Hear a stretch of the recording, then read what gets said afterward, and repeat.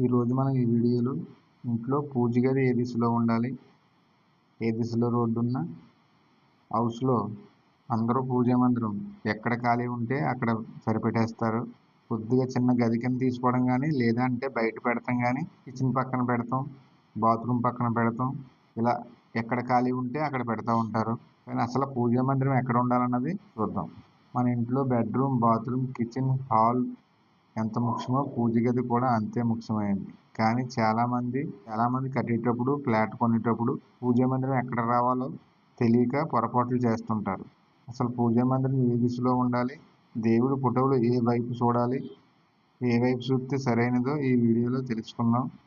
కాబట్టి ఈ వీడియో చివరి వరకు చూడండి. ముందుగా పూజ గది స్థానం గురించి మాట్లాడుకుందాం. వాస్తు ప్రకారం ఇంట్లో ఈశాన్య మూల అత్యంత పవిత్రమైనది. అలాగని ఈశాన్యం మూల మనం గది తీసేసి పూజ మందిరం పెట్టుకుని ఇలా ఫోటోలు పెట్టేసి మూల అంతా మూసేస్తారు. ఇది కరెక్ట్ కాదు. ఈశాన్యం మూత కింద వస్తుంది. ఇది ఏ దిశలో ఉన్నా సరే ఇది తప్పు. ఇది గుమ్మం ఇక్కడ పెడతారు.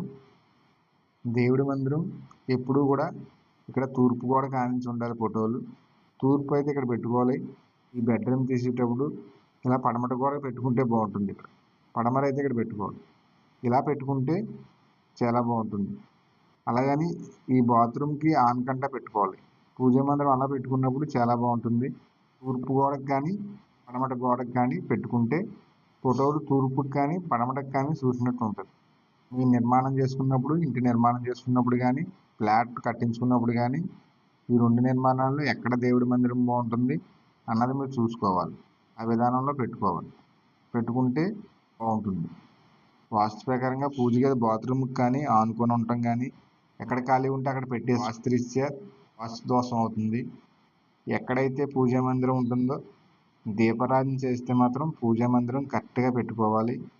నచ్చిన దేవత ఫోటో పెట్టుకొని పూజించుకోవచ్చు. పూజ గదిలో ఖచ్చితంగా చూడవలసింది ఏంటంటే విరిగిపోయిన దేవుడి విగ్రహాలు కానీ, విరిగిన విగ్రహాలు కానీ, తగిలిన అద్దాలతో ఉన్న ఫోటోలు కానీ ఉంటే తీసి శుభ్రం చేసుకోవాల్సి ఉంటుంది. దేవుడి మందిరం ఎప్పుడూ పరిశుభ్రంగా ఉంచాలి. బూజులు పట్టేసేటట్టు ఉండకూడదు. ఇంట్లో ఆడవాళ్ళకి మనశ్శాంతి ఉండదు. దేవుడి మందిరం పెట్టారంటే ఖచ్చితంగా శుభ్రం చేసుకోవాలి. శుభ్రం చేసుకోనన్న వాళ్ళకి పూజ గది పెట్టుకోవడం కంటే ఒక ఫోటో పెట్టుకొని నమస్కారం చేసుకోవడం చాలా ఉత్తమమైన పని. దక్షిణ సింహద్వారం ఇంటికి పూజా మందిరం సింహద్వారానికి ఎదురుగా ఉండకూడదు. గుర్తుంచుకోండి, వాస్తు మనకి అనుకూలమైన వాతావరణాన్ని కలిగిస్తుంది. అదే మార్గదర్శనం అవుతుంది. పరిశుభ్రంగా ఉంచుకోండి, మీ మనసు ప్రశాంతంగా ఉంటుంది. ఈ సమాచారం మీకు ఉపయోగపడితే వీడియోను లైక్ చేయండి. మీ కుటుంబ సభ్యులకి, స్నేహితులకి షేర్ చేయండి. మరిన్ని విషయాల గురించి మా ఛానల్ని సబ్స్క్రైబ్ చేసుకోండి. మీ ఇంట్లో పూజా మందిరం ఏ దిశలో ఉందో, ఎలా ఉందో కామెంట్లో తెలియజేయండి.